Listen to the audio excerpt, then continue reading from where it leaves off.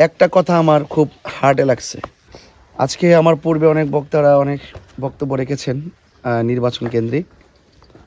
আমি বড় কোনো আশ্বাস দেওয়া এগুলো আমি পছন্দ করি না। যে আশ্বাসটা মানুষের হৃদয়ে বিশ্বাস স্থাপন করতে পারে না, এই আশ্বাসটা মিথ্যা, ঠিক না? জি, এই আশ্বাসটা কি মিথ্যা। মিথ্যা। আমি আপনাদের মাঝে বিশ্বাসী হয়ে থাকতে চাই। একটা কথা আমার খুব হার্টে লাগছে, আমার কলিজায় লাগছে, আমার হৃদয়ে লাগছে। সেই কথাটা হলো, এই যে রাস্তার কথা বলছেন আপনারা, এই রাস্তা দিয়ে মানুষ চলাফেরা করতে অনেক কষ্ট হয় বলছেন না আপনারা? জি, এটা তো রেমা চা বাগানের 3 নম্বর ওয়ার্ড। জি, 3 নম্বর। তো আপনাদের যে রাস্তা অনেক কঠিন রাস্তা, এই রাস্তা দিয়ে যাওয়া যেমন কষ্ট, একটি কথা আমাকে ভাইজানে বক্তব্য দিল, ওই আপনি দিছিলেন যে ডেলিভারিতে যে মহিলারা, মা বোনদের যে প্রেগনেন্সি হয়, এই রাস্তার কারণে অনেকাংশে তাদের কষ্ট হয়। এমনও অনেক হয় যে তারা এখানে ডেলিভারিতে যথাসময়ে তারা যেতে না পারে, এই রাস্তার কারণে তারা মারা গেছে। এটা আমার খুব কলিজায়, মানে খুব কষ্ট লাগছে। আমাকে বেশি বলতে হবে না, ইনশাল্লাহ আল্লাহ যদি আমাকে, আপনাদের আশীর্বাদ এবং সবার দোয়া যদি আল্লাহ যদি আমাকে নির্বাচিত করেন, আমি কথা দিয়ে যাচ্ছি, আমি যেটা বলি সেটা করি। আপনারা জানেন যে আমি বাংলাদেশের সম্প্রীতি নিয়ে কাজ করি। ইনশাল্লাহ এই রাস্তা দিয়ে আল্লাহ যদি আমাকে যদি দয়া করেন উপরওয়ালা, এই রাস্তা দিয়ে সবাই যেন নির্বিঘ্নে যেন চিকিৎসায় প্রয়োজনে যেতে পারে, সেই ব্যবস্থা আমি করে দিব।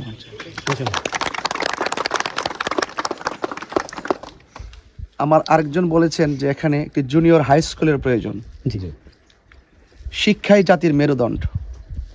আমরা রাজনীতি করব মানুষের জন্য, রাজনীতি করব মানুষকে অধিকার শেখানোর জন্য, রাজনীতি করব মনুষ্যত্ববোধের জন্য, রাজনীতি করব মানুষের সুখে দুঃখে পাশে থাকার জন্য। আর এই শিক্ষা যদি সমাজে থাকে, এই শিক্ষা যেই সমাজে থাকবে, এই সমাজটা উন্নত থাকবে। সঠিক বলছি আমি? তো এই জুনিয়র হাই স্কুল, এই হাই স্কুলে এই এলাকাতে আপনাদের হবে। অবকাঠামোগত যত উন্নয়ন আছে, সে উন্নয়নের জন্য আমি সর্বোচ্চ সরকারের পক্ষ থেকে যে বাজেট আসে, এই বাজেট কি পকেটে এমপিদের পকেটে ঢুকানোর জন্য আসে না জনগণের জন্য? জনগণের টাকা জনগণের কাজে ব্যয় হবে, সেটা অবকাঠামোগত উন্নয়ন যা হওয়ার তাই হতে হবে। এটার নামই রাজনীতি, ঠিক না? এটার নামই কি? রাজনীতি। এই জন্য আমি আমার জায়গা থেকে, যদি উপরওয়ালা আমাকে কৃপা করে, মেহেরবানি করে, তাহলে আপনাদের সুখে এবং দুঃখে সব সময় পাশে থাকার প্রতিশ্রুতি দিয়ে যাচ্ছি। যেন আপনাদের পাশে আমি থাকতে পারি, সেই ব্যবস্থাটা আপনারা আপনাদের পক্ষ থেকে করে দিবেন।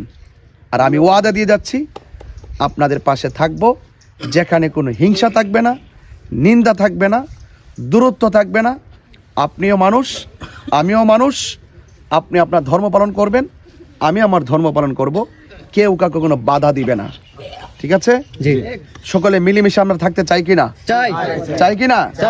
সবাই পাশে থাকবেন এবং আপনারা আপনাদের উপাসনালয় মন্দিরে আপনারা আপনাদের পূজা করবেন, আমরা আমাদের মসজিদে আমরা নামাজ পড়ব। এটার নামই সম্প্রীতি, এটাই ইসলামের মূল শিক্ষা। জোর জবরদস্তি করার নাম ইসলাম নয়। একমাত্র আহলে সুন্নাত ওয়াল জামাত, আমরা যারা এই যে সুন্নি জামাত রয়েছি, আমরা এই 53 বছরের ভিতরে আমরা প্রমাণ করতে সক্ষম হয়েছি যে একমাত্র এই দেশে শান্তিপ্রিয় দল হলো আল্লাহর ওলিদের মাজারকে যারা শ্রদ্ধা করে এবং যারা বিভিন্ন ধর্মের মানুষদেরকে সম্মান রেখে কথা বলে, এরাই হলো যারা মাজারকে সুরক্ষা করে, তারাই হলো এই দেশে শান্তিপ্রিয় লোক।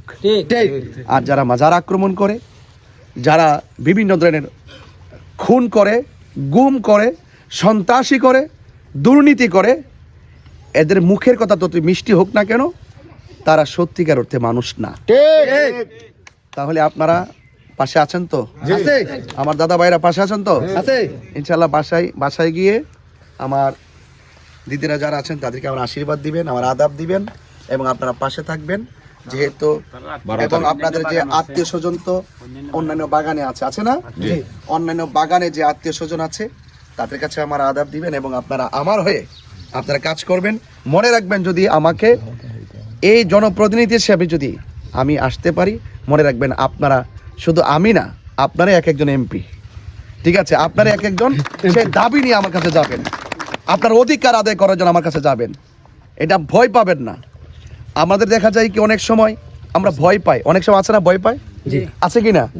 অনেক সময় এমপির কাছে যাইতে ভয় করে, কাছে যেতে ভয় করে এবং মানে এমন এমন সিকিউরিটি মনে হয় যেন হাতে ময়লা লেগে যাবে, এরকম অনেক সময় আছে না?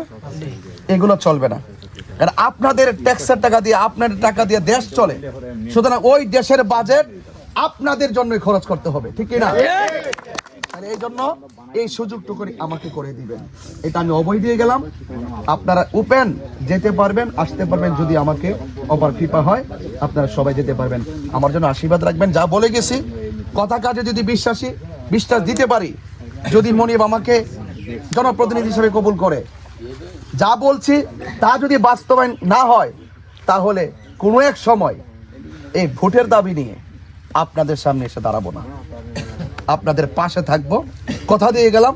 শুধু আপনারা আমাদেরকে একটু আমাকে সুযোগ করে দিবেন। সবাই রাজি আছে? সবাই রাজি আছে? সবাই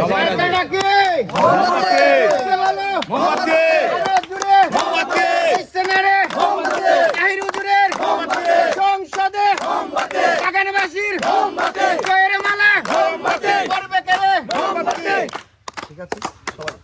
সবাই আমার জন্য সবাইকে বলবেন ইনশাল্লাহ, ঠিক আছে? সবাইকে বলেন আর পাশে থাকেন, ঠিক আছে?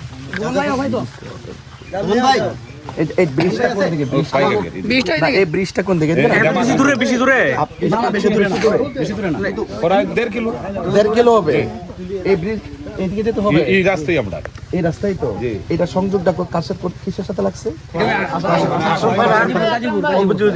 ওই ব্রিজটা আমরা ইউনিয়নও যাইতে হলো, এটা ইনশাআল্লাহ রাষ্ট্রীয় সিদ্ধান্তে এবং বাজেটে এই ব্রিজও করতে হবে, এটা সমাজের দাবি। আপনাদের কণ্ঠ হয়ে এটা আমরা রাষ্ট্রযন্ত্রের গুরুত্বপূর্ণ জায়গায় বলে ইনশাআল্লাহ এটা বাস্তবায়ন করব। সবাই রাজি আছেন ইনশাআল্লাহ? সবাই পাশে থাকবেন তো ইনশাআল্লাহ? সবাই আমার জন্য আশীর্বাদ রাখবেন। যা বলে গেছি কথা কাজে ইনশাআল্লাহ মিল পাবেন ইনশাআল্লাহ, ঠিক আছে?